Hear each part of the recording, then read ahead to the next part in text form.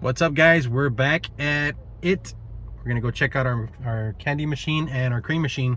Last video, our cream machine was out of order, so we're gonna go check it out. It's been about a week, so let's go see. All right, well, let's check we need to open the little lock first. The little lock. And then we'll open the other one. So there's that one. Let's find out how it did. This is 7 days. That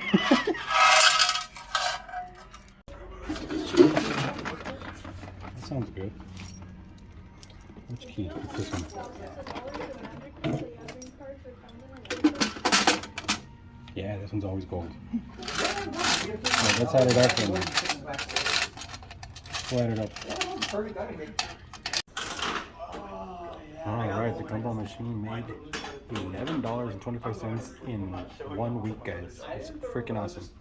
Appreciate you guys hanging out with me, and we'll catch you next time.